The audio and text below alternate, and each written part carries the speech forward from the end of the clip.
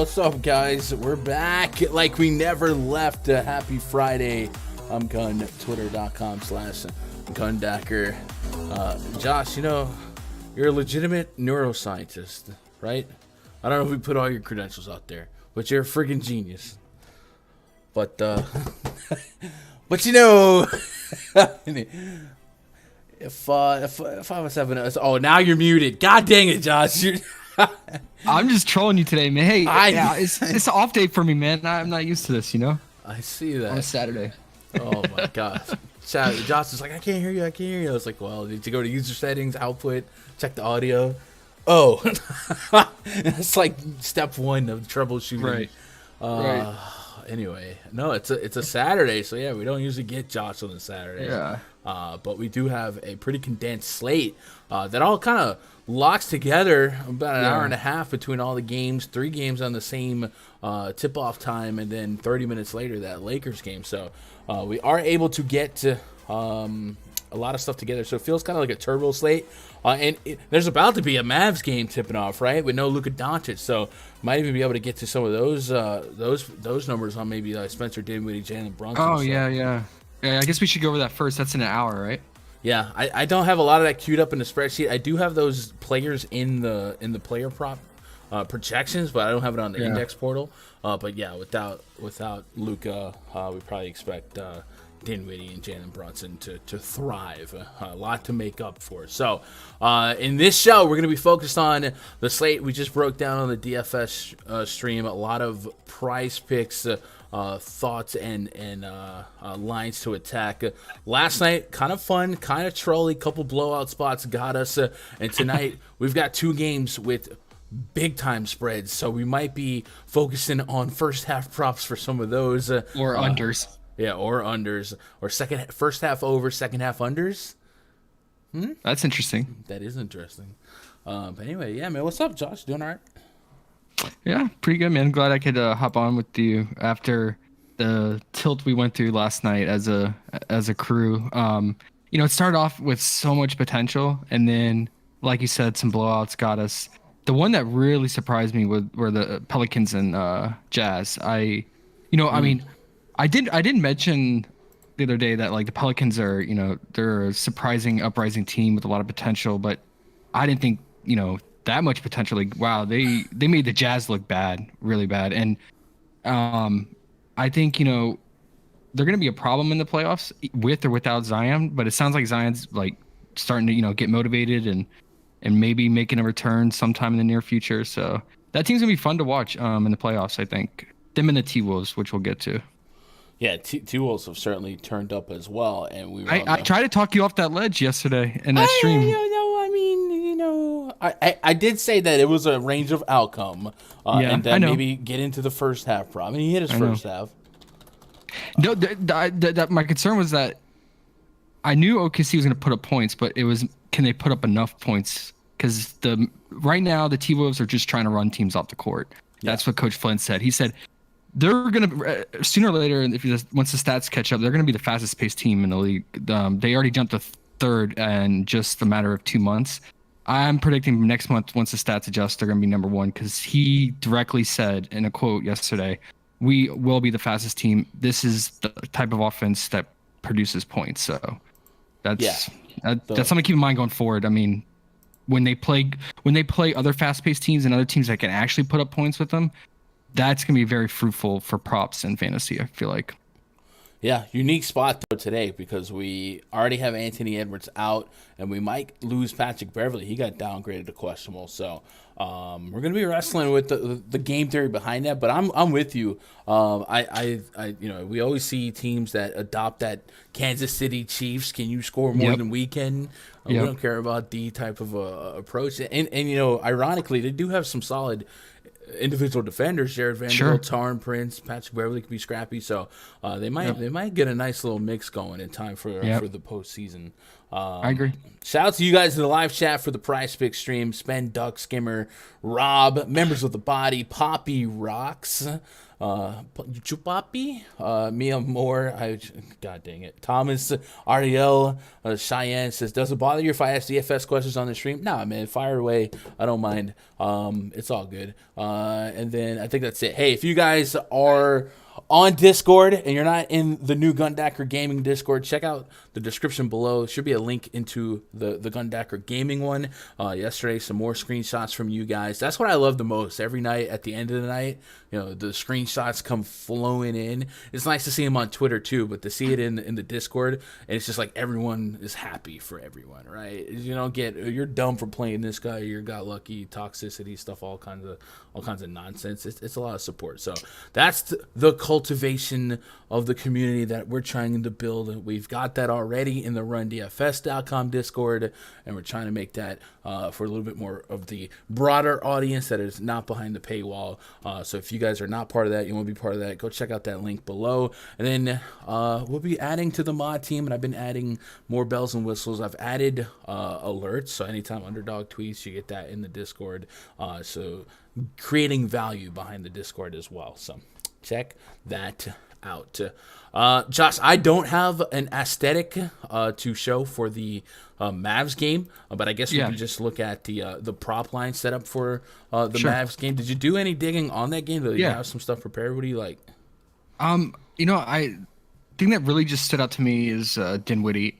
I think a lot of people gave him, including myself, a lot of flack for how he was playing earlier this season, and he just looks like he looks like a old self, right? And I heard him in a press conference after the game against the Warriors. He said that it takes time to come back from an injury for being out for so long, and he said, I finally feel like my old self, and he looks like it. He looks great, especially with this new unit with the Mavs has created. So he's being very aggressive and driving to the basket.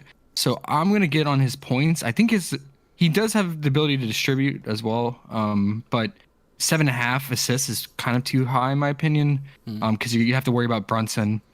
So 16.5, I can get on for his points, and that's probably what I like the most on the Mavs. How about you? Yeah, so the Kings are the worst defense in the league, right? Outside of the Rockets. So I actually think you could probably get behind a lot of the PRA and points for not just Dinwiddie but Jalen Brunson as well. Sure. But I do agree. I agree with that sentiment. If we look at the defensive rating metric chart in the RunDFS.com NBA VIP spreadsheet, the Kings are second to just the Houston Rockets. So they're allowing a lot of everything, fantasy points and real points to opposing teams. And it seems reasonable to project Spencer Dinwiddie to be able to clear 16.5 points. We've seen him have 20 plus real point games, not 1-to-1, but in the Wizards games where Bradley Beal was out, similar situation where your high usage guard is out. We've seen Dinwiddie be able to take over. So this is a line that, several times he's hit with Luka, and you imagine a couple more minutes implied in a super plus matchup against Sacramento. So I'll take the 16.5 real points for Dinwiddie there. And then Jalen Brunson, I like a lot of this game for no Luka.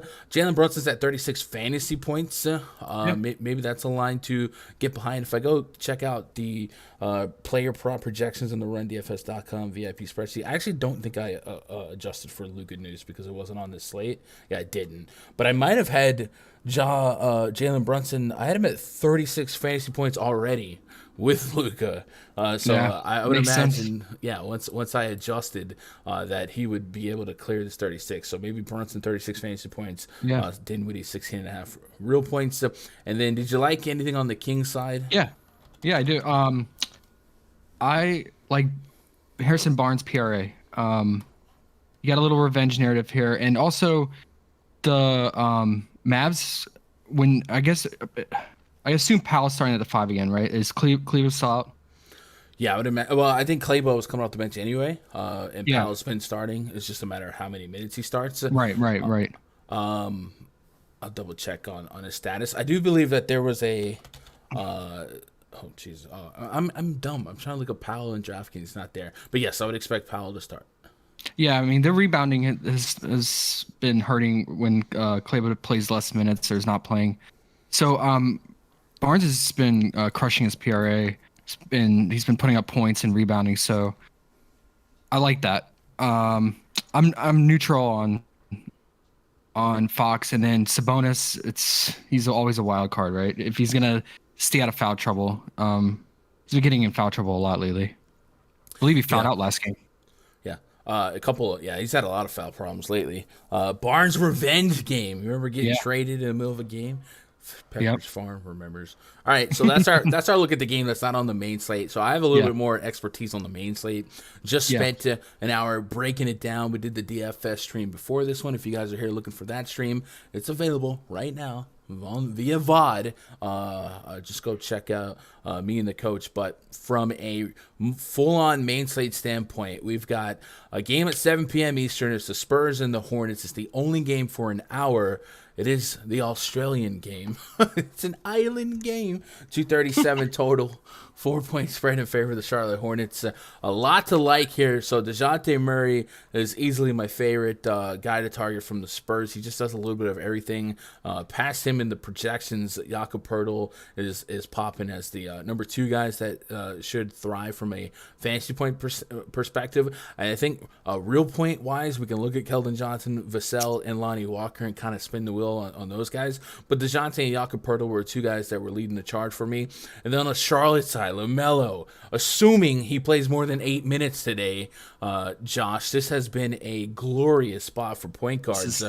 Yes. Nut spot. He owes you. He owes you so big much, time. so much. And this is it. This is the spot for him. We've talked about this a lot recently. Like the type of guard that LaMelo is, and the type of defense and pace that the Spurs are. It is just doors wide open for LaMelo on this. And I think 39 fantasy points is way too low. If he could just keep his hands to himself. Yeah, if he does, I got him at 33 minutes, 48 fantasy points. Oh, wow, they dropped him to 38 and a half. He opened at 39 and a half, I believe. It could be game log chasers chasing that under, right? Let him chase, and we'll recoup it. Yeah. All right. So I'm with you on the Melo over.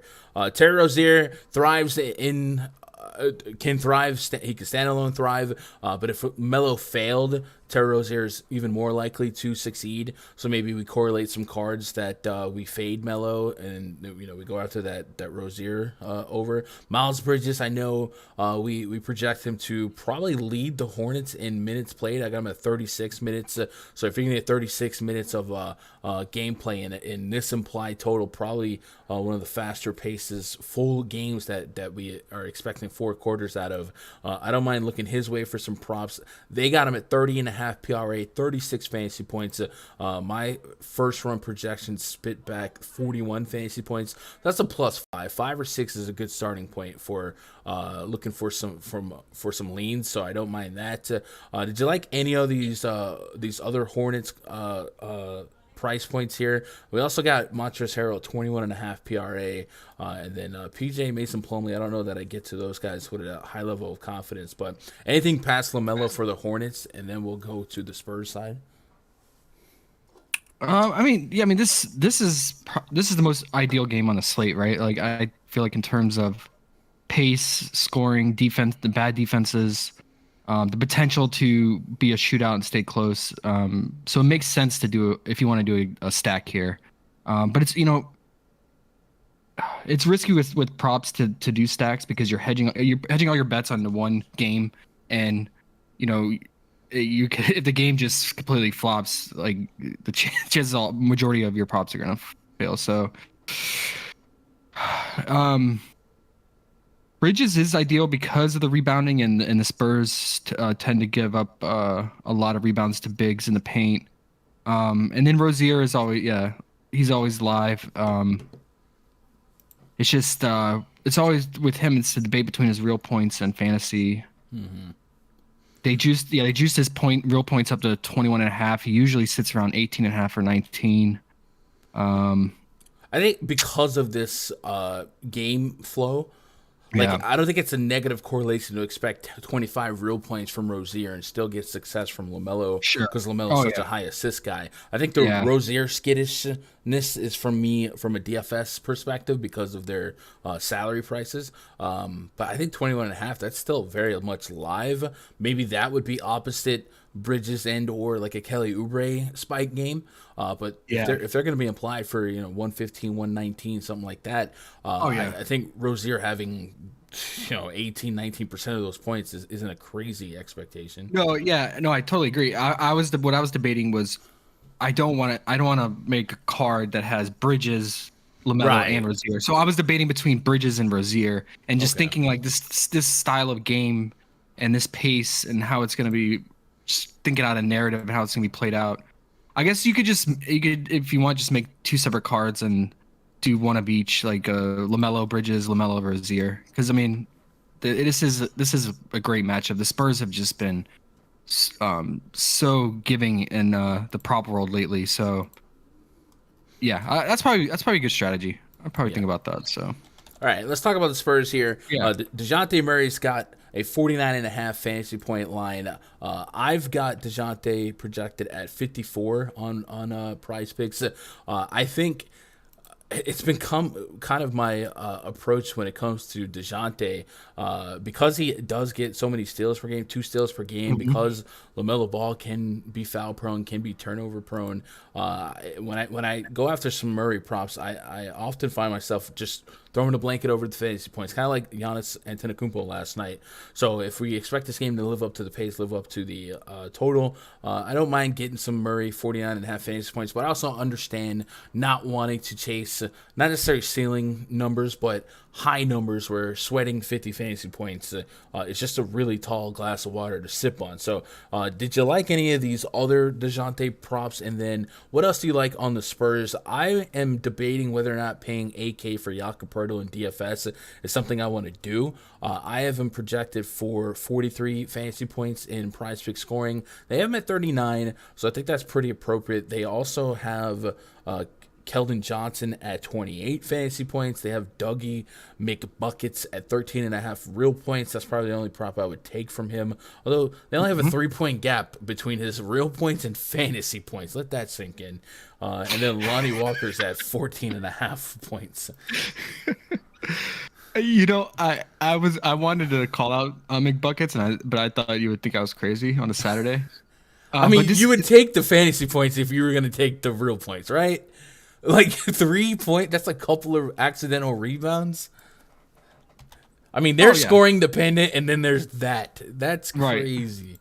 Well, he just doesn't get many stocks. I mean, at all, like steals or blocks. But no, it makes sense because he could get maybe like 2 assists and 2 rebounds. One thing that's interesting with him, I don't know what Pop is doing with them lately. Like, he'll not start and then come in, or some games he'll start, and the games he starts he'll play around mid-20s, but the ones he doesn't, he plays less than 20. So I don't know what's going on. If he starts, I noticed that he kind of crushes his first half props, and he will take a lot of threes early on. I wish they had a 3-point prop for him, because the Hornets are really good to target for threes. So I get it for his point prop. It's risky though, because like I said, his minute rotation. For DeJounte, man, like you said, they really juiced up DeJounte and Poeltl. So Poeltl's usually around 26.5 PRA and usually around 35, 36 fantasy. I mean, his points is probably still live because he sits around, I think, like a season average of 14.5 or something like that. Yeah. I can see him, putting up a lot of points here against Plumlee and Harrell. So I probably would lean his points, and then for DeJounte,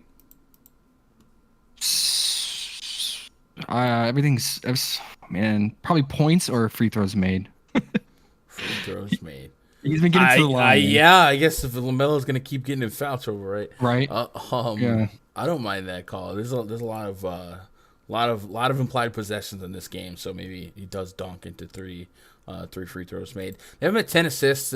That's not something I'm running to just because it is one of those elevated numbers, but certainly I expect about 10, so maybe it pushes now and this line goes up a little bit more. But yeah, I'm probably just going to go blanket over. Yeah, I would warn about assists against Charlotte. What I've been burned in the past is like guards tend to, since they're pushing the pace and everyone's playing at a fast pace, they will just look to drive and score or have more open shots available to them against this defense. So DeJounte real points at 22.5. Yeah, that's what if I was leaning on anything besides free throws made, I was thinking that. All right, sounds good to me. Let's get caught up on live chat. Shout out to you guys in YouTube land.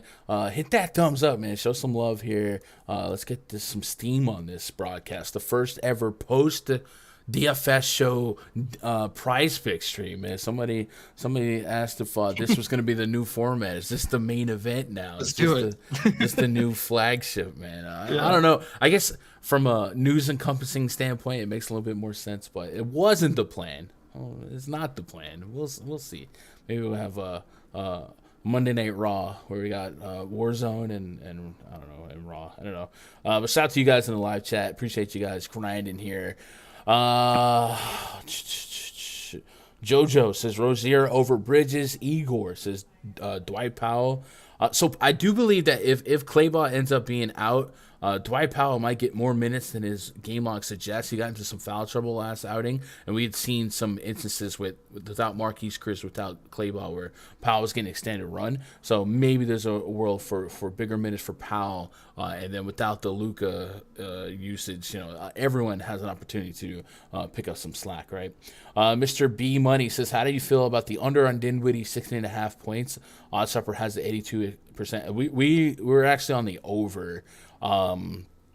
Just because Luke is out, because the Kings are that bad on defense. So we're on over 16.5 for Dinwiddie.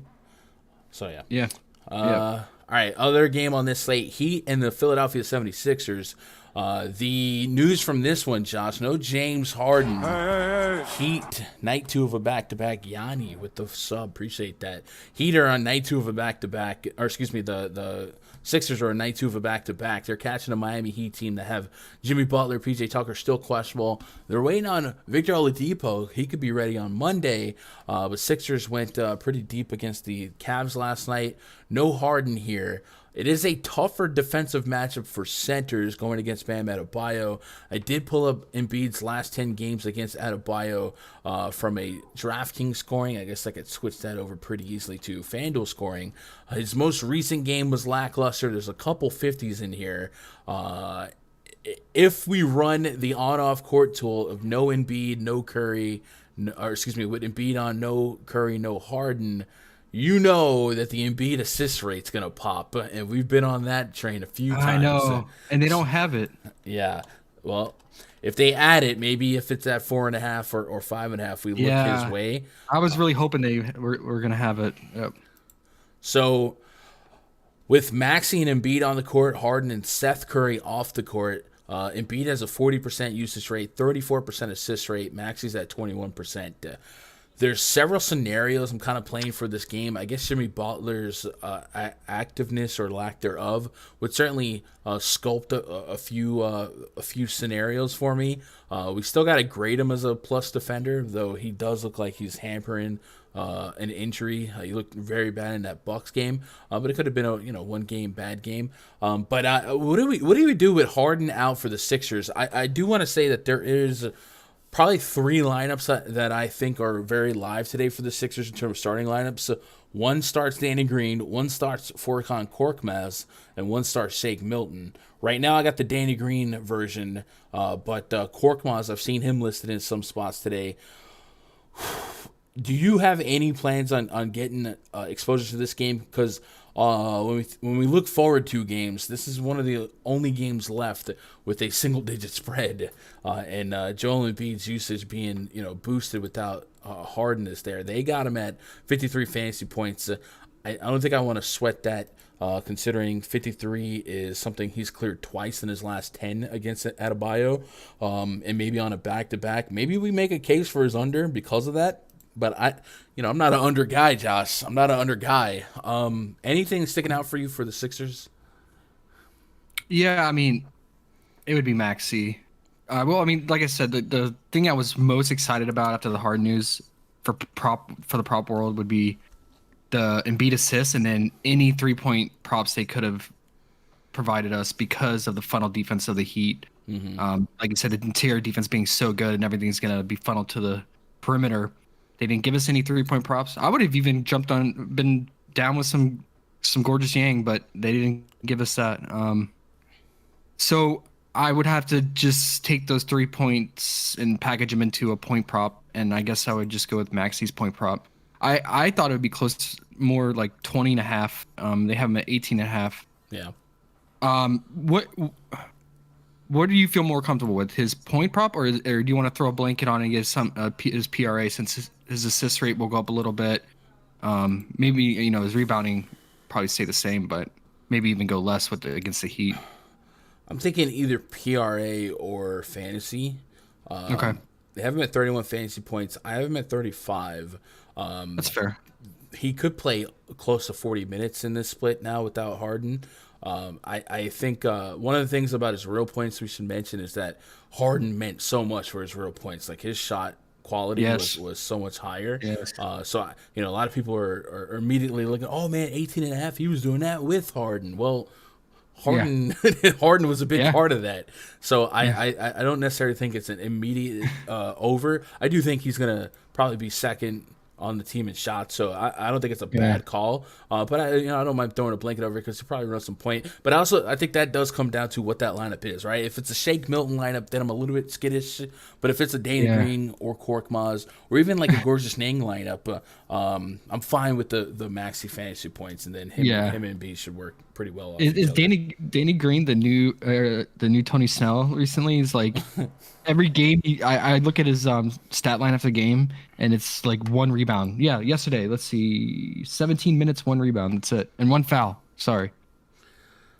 And while Tony Snell had a great first half, right? Right. Yeah. No, Tony Snell actually played great yesterday. No, I totally agree with you about the Harden making Maxey better. It's almost, we were talking about this yesterday. It's almost like how Harden made Eric Gordon look so good, and they played so well together. And Eric Gordon's 3-point efficiency went up with Harden. His scoring went up, and then when Harden left, everything went back down. So yeah, it's risky. It's risky, right? Because the Heat is such a good defense. So yeah, we did just get some news for that Kings Mavs game. Jeremy Lamb is ruled out. Trey Lyles is going to start for, I believe, now the third game in a row for the Kings.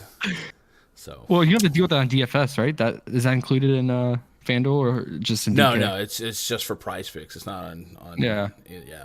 So I just wanted to pass that along for those of you guys that are doing that. So the Jeremy Lamb absence, that may be better for Dante DiVincenzo, but I don't think they had any DiVincenzo lines or anything I doubt it, right? DiVincenzo, no lines for DiVincenzo. But if you're playing Showdown or something like that, maybe that's something to keep in mind. On the Heat side, so we're waiting on Jimmy Butler news and PJ Tucker. If Butler and Tucker can't go, we know Adebayo, Tyler Hero, Gabe Vincent, all guys that should thrive in minutes and fantasy points. I think Tyler Hero's been the best as of late. There is no line for Tyler Hero. I guess that's due to Jimmy Butler not being listed. And then Gabe Vincent's been hit or miss, but 22 fantasy points is arguably live no matter what. I know 9.5 against Brooklyn was a thing, but 22, I mean, that's live if Butler did play. So without Kyle Lowry, I mean, I guess Max Strus was involved. I don't know. Yeah. Gabe lost minutes because Strus and Martin were playing well. He didn't lose minutes. He just didn't do anything. In the first half, he was losing minutes, and then I think he ended up closing. Like because he was playing like half the minutes that Martin and Strauss were playing. Well, I mean, but I think Struss ended up drawing a start on a everyone moves down because there was no Tucker as well as Jimmy, and then Yurt Saban started for like 5 minutes, so they had a small ball Yeah. lineup. So I don't know. I think Gabe Vincent did miss a bunch in the first half, but Yeah. let me see something. He Yeah. had I don't yeah I don't know how to explain that. Was he in foul trouble? He Oh had no, we were watching it closely. Trust me, because we yeah. had a lot on the line for that, and we couldn't figure it out. I was confused. I don't know if Spoelstra was like mad at him or down on him because I think he had back-to-back turnovers or something, and then he went to the bench. I don't know. It was, but he ended up getting his full minute run. So Yeah, I guess I'd be interested in Gabe Vincent. We just saw we've seen success against the guard spot here yeah, for teams against the Sixers. It's not 1-to-1. Obviously, last night Darius Garland's a whole lot better than Gabe Vincent, and James Harden defense is something to attack, and that's neither one of those yeah, situations are 1-to-1 here. But I mean, if I let the model do the talking, I'm getting a 30 fantasy point projection on Gabe Vincent, and he's at 22, so that's a +8. And he was, he cleared that with Jimmy. The caveat is the status on Martin, Max Strus, and we can't do much with news here. But I guess if you guess correctly, it could be pretty lucrative. Let me run down the Heat situation via NBC Sports Edge. So Larry out, Butler officially questionable with left big toe irritation. Max Strus is right shoulder sprain questionable. Caleb Martin's dealing with left Achilles soreness. That's always one that you never want to play with. And then PJ Tucker, after missing that Nets game, left knee pain. So it's wide open. I mean, that even those bench guys there are significant to our implied projections for the starters, and especially a guy like Tyler Hero. So I guess we wait for the news to make bolder calls, but what we do expect is Vincent to play, Adebayo to play, irregardless of the situation. So I'm we'll put it as a fringe play, Vincent over 22 fantasy points, and go from there. So is he steals and blocks? Yeah, he does get steals and blocks. So I'll stick with the fantasy points there. And then I would like Tyler Hero if he's anywhere at under 35 with a combo of these guys being out. I'd get to that, but we don't have a hero line right now. So, yeah, let's get caught up on chat. Quinn says, how many minutes do you have Maxi projected for right now? I got him for 37. John says, Strus took a chunk of Vincent minutes in the first half. I mean, looking at this first half rotation from that Nets game. So they okey doked the Yurt Saban start. We called that out when he did start. I thought that was just a sacrifice, either one to maybe offset a foul or two on Durant, but also they seem committed to that Tyler Hero 6-man of the year campaign. We see teams do that where the 6-man gets starter minutes, but just technically not starting, and that's what happened with Yurt Saban. He just played a couple minutes and he was done, and then we saw more of a small ball lineup. Remember, that was a game where was Drummond out that game or something like that, where they just went small. I don't think Drummond was out. They just had the Nets were small, so we saw Strus, Vincent, Duncan Robinson, Adebayo play a little bit more. We saw Caleb Martin. We even got Haywood Highsmith in there. So I don't know. He did lose minutes in the second quarter. Gabe Vincent did, but for the most part, we still got that 30+ minutes, and he closed out. yeah, it makes sense. It's too early for me. It's too soon after he cost me a lot of money. So Yeah, I get it. He's definitely a fringe play no matter what, just because he's not a consistent threat there. But I think 2020 is a low tag. All right, next game. So now we got a couple blowouts here, Josh. I'm curious to see how you're approaching these spots. Yeah. I was thinking it might be one of those we cut the game in half and focus on first halves. Blazers at the T-Wolves. T-Wolves just smoked the Thunder last night. It looked good. They had like 77 points at halftime. The Thunder had 60 at half. So it was a high-scoring game. The Thunder, I guess they were G League-y, right? They had Pokusevsky, SGA, but the Blazers get even worse from a pre-flop standpoint. It's Anthony Simons and the Sunshine Gang. So hashtag DFS, this will be a competitive game. But we're running back a lot of the same stuff from last night. No Anthony Edwards, and now Patrick Beverley questionable. So we know the usage rates for Cat's going to be there. The 1.4 fantasy point per minute is going to be there. And D'Angelo Russell's assist rate is going to be through the roof. I like these guys. If I were to get full game minutes, I like them a lot for DFS. But the full game minutes becomes the question mark. And if we can't get full game minutes, we still expect full first half minutes. So is that how you're going to attack T-Wolves props, go after the first half lines? Okay, yeah. So the first half lines, we talked about this yesterday with Cat, right? So he runs that rotation where he plays entire first and then a little bit of the end of the second quarter, right? So it's a tough sweat, man. Like the only prop that hit for Cat yesterday out of all the props he had was his first half real points, and it hit at the last second, right? Like that was a true sweat. So you're gonna sweat it for sure because of that rotation. But it makes sense. Yeah, and we definitely spotlighted this yesterday. Cat has a really weird first half rotation where he'll play almost the whole first quarter and then come in for the last couple minutes of the second quarter, and it's been true game by game. So it is uncomfortable in the second quarter with 8 minutes left and he needs 5 points. But D-Russ last night, he played looks like 17, 18, or no, 13, 14, 15 minutes in the first half. And if Patrick Beverley didn't play today, we know. I think he'll sit. Okay. So could I interest you in D'Angelo Russell 18.5 fantasy points in the first half? Yeah, I would be more interested in that than Cat, I think, for first half prop. All right. He's cleared 18.5, 3 of his last 4 games, both of his last 2 games, and the constant for the last 2 games, I believe, is Anthony Edwards been out. So I do like that. D-Russ I'm with you. I'm totally with you on that. Okay. And then Jared Vanderbilt at 12 fantasy points. This is kind of I think I might chase him in the full slate for sure at 4K on FanDuel. But I have at 27 PrizePicks points right now. So if I divide that in half, that's 13.5 fantasy points. And they have him at 12, so that's only 1.5 gap there. It's not massive. We're not getting a ton of options for first half on this T-Wolves team. But it definitely feels like such a good spot that I don't want to not get some stake here. And then Cat has cleared this 22.5 fantasy points yesterday. You mentioned it was on the back of a pair of free throws right before half. You talking about his 12.5 points? Yeah. No, it was he got I think he got an offensive rebound, and there was basically like no time left on the clock, and he got fouled. Where he got fouled, and there was like point something seconds left. So the 1.4 fantasy point per minute production without Anthony Edwards is real. If we give him 15 to 17, I probably 15 first half minutes. 15 times 1.4.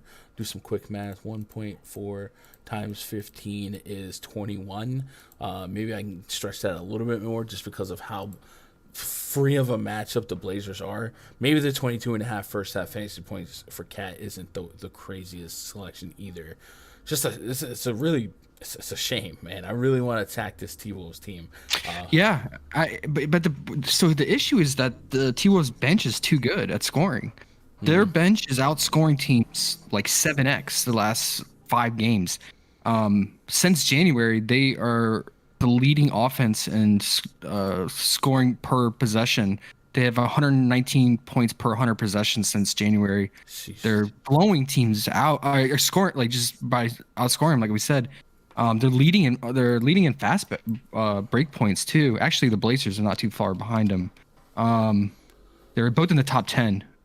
So, they outscored their bench. Outscored OKC 76-15 yesterday, and now you get a bench of a bench. I mean, this bench they're efficient. Taurean Prince has found a resurgence. He's shooting like lights out, career high percentages for him. And then you got Noel, who's a spark, and then Beasley's always buckets. So, and Naz Reid's played well yesterday. Had a lot of. I don't know. I think the bench could get even more extended run and treat this as a scrim practice game is what I'm worried about, and that's why I could get on the unders. I like Cats under fantasy points on a back-to-back against a really bad team. Like, why would Coach Flynn put him at risk and run him at all in like the end of the third or beginning of the fourth if the game's a 20-plus point game? Yeah, I hate banking on blowouts, but this one feels like there's no logical reason it shouldn't be lopsided. Big HLF says, I have a few questions I hope you see. One, do you think Curry will over his 24.5 points bet? Two, do you think Rozier will pass up 21.5 points? And last, do you think De'Aaron Fox will pass his 23.4 bet? 23.4? What the heck is that? Points? Is that fantasy points? No, it's going to be real points. 23.4? I mean, maybe he meant 5. Yeah. All right. Maybe he meant 5. I think we like the thought of Rozier over 21.5, and then Fox 23.5. Yeah, he's been.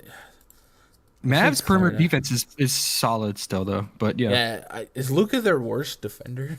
He's probably the one that he probably takes the most defensive possessions off, right? Because he's focused on offense. Yeah, probably.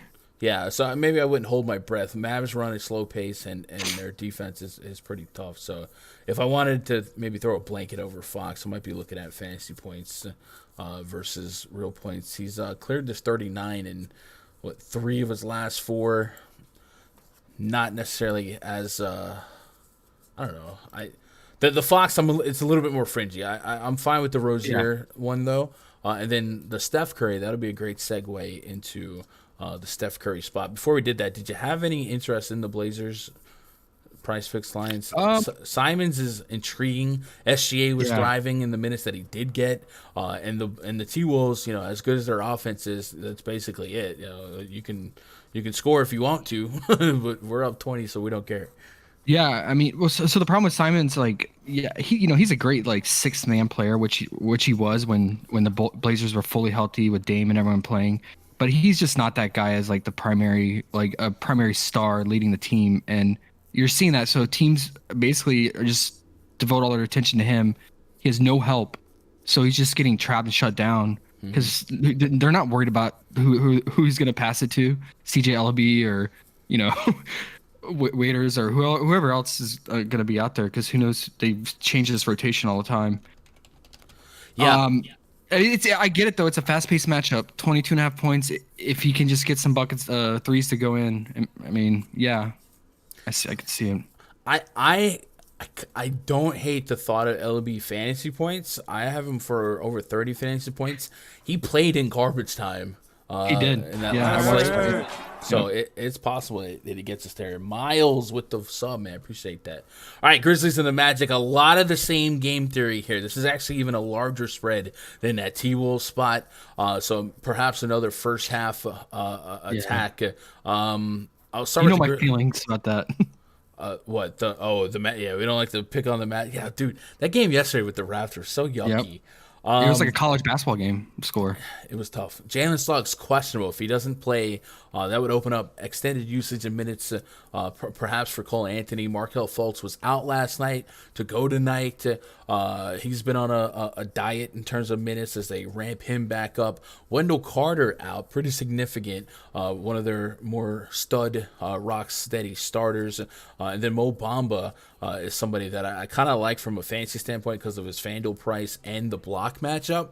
But all things considered, traveling Toronto to Memphis, one of the best teams in basketball, as is Magic, one of the worst teams in basketball, as is. You take out Magic's, 2 of their best players and potentially Suggs and for sure Wendell Carter. It's a tough spot for the Magic to keep things close. So I do kind of agree with this game being very lopsided. If that's the case, did you chop this game in half? Do you like anything on the Memphis side, or you find yourself staying away?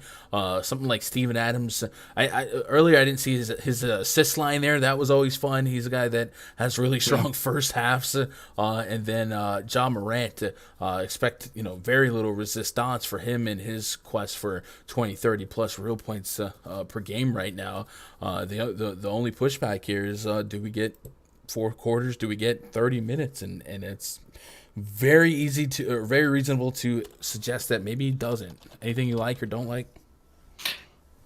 I agree with you. I think the blowout risk is too high. I think if this game plays out of 10 games, probably 9 times out of 10 it blows out, right? Or 8 to 10, 80% of the time, 8 to 10.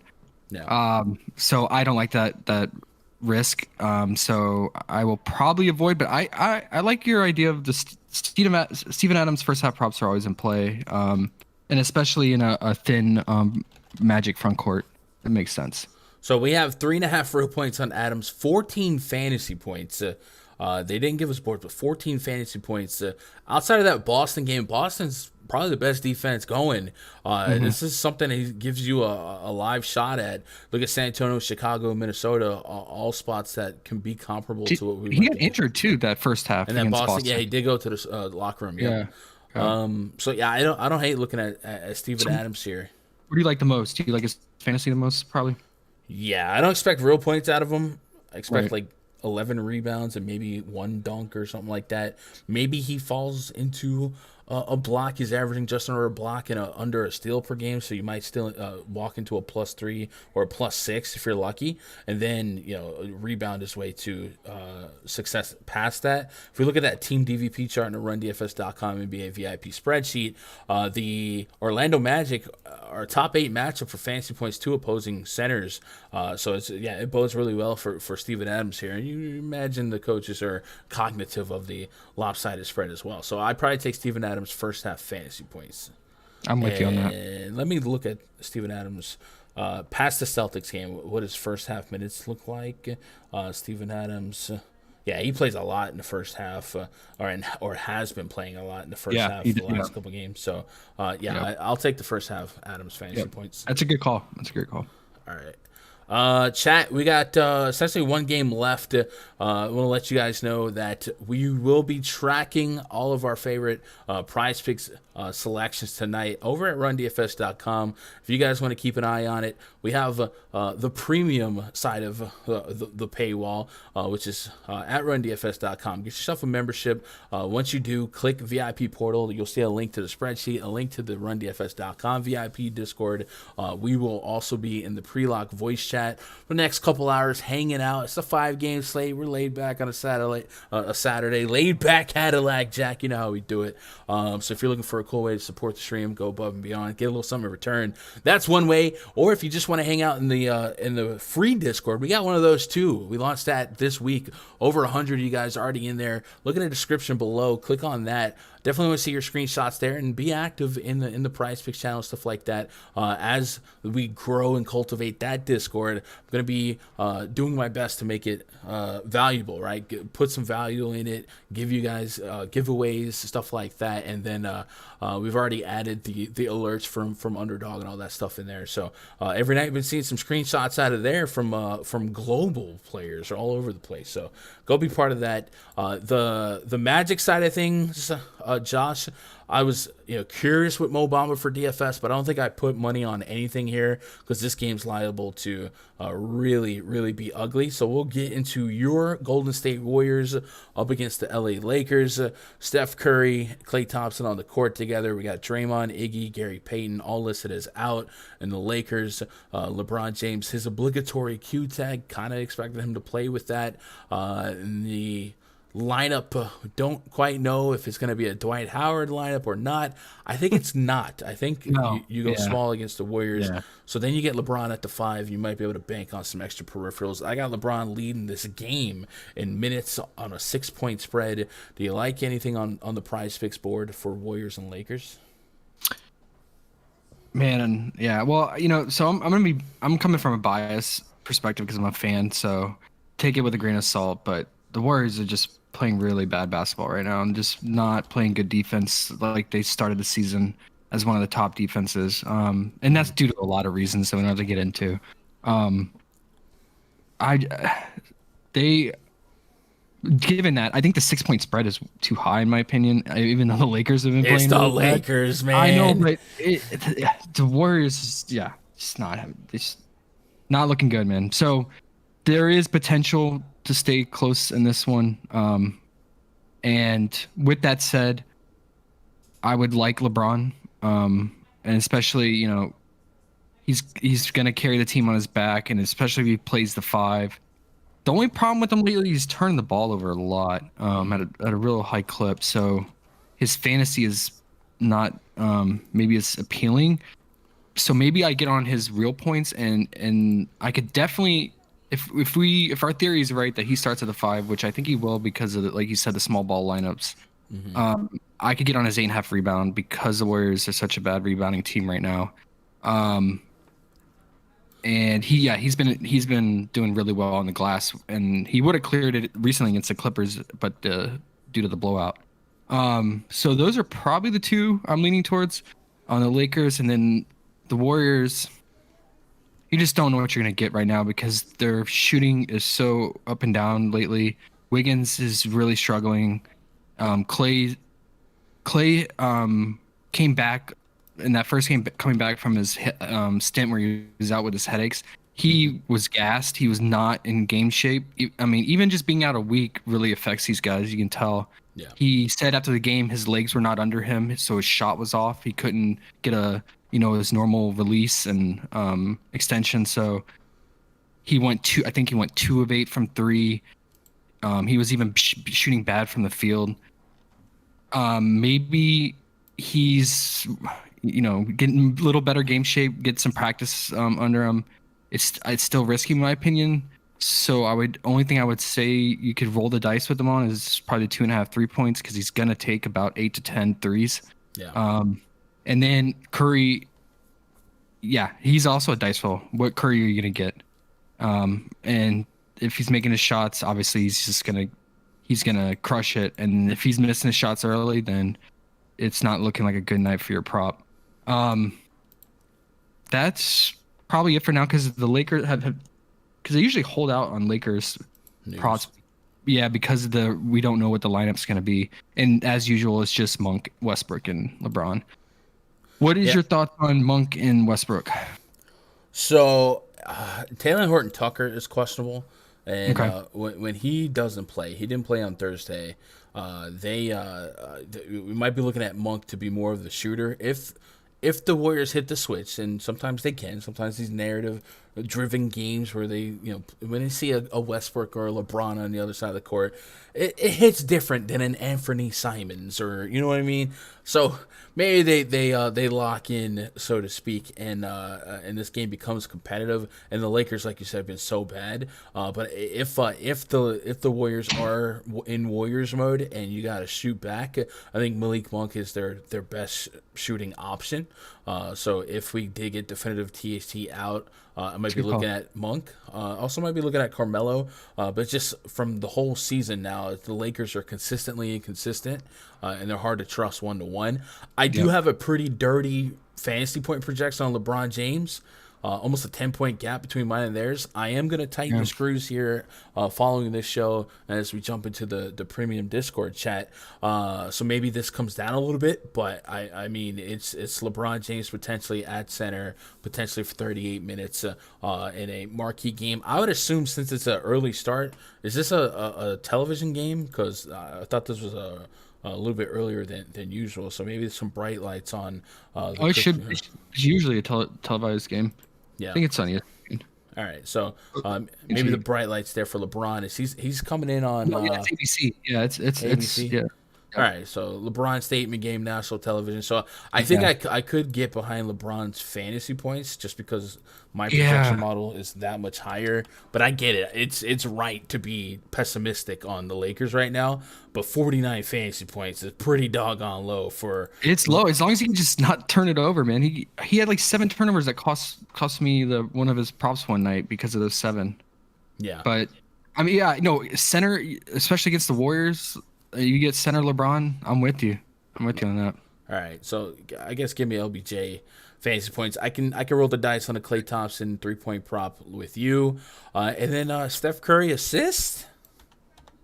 My boy Chronic he's giving you 9, 4, 10, 14 in his last couple outings. In 2 games against the Lakers, he's averaging 9 assists per game, and then we've talked about his ball handling being what it is, pretty high. Obviously, there's a chance to do whatever you want. If Curry wants to have one of those 40 real point games, he'll do it.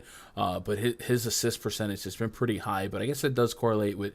I guess you would think it correlates with Klay being not bad, but he just came off of 9 of them. So maybe it doesn't if Jordan Poole's going to be out there, just an extra shooter for him to thrive against. But I wouldn't hate to getting a look at Curry. Curry's assist line, though, priced at 7. So it's not one of those 5 or 6 lines that we did get exposure to, but it's still a line that he can beat with his assist percentage being so high. Yeah, what's really helped him with the assist percentages, how well the one player that's actually shooting well for the Warriors is Moses Moody from 3.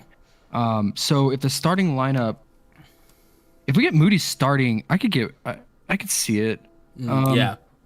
It depends on the starting lineup. Actually, Gary Payton being out kind of helps with that assist prop too, because he's not an outside shooter. Yeah, I'm gonna do a hold off for now until I have a better, clear idea what the lineup's going to be. All right, that does it for us. Skimmer has asked for us to recap our favorite props. So 3 off the dome. My contribution is going to be Steven Adams' first half fantasy points. What stands out to you as one of your favorites? I'm going to do LaMelo 38.5 fantasy point. LaMelo, fudge. LaMelo 38 FPS. And then what's the number 3? Well, we talked about. What did we talk about? Talked about DeJounte props, point props or free throws. We talked about Monk and Klay.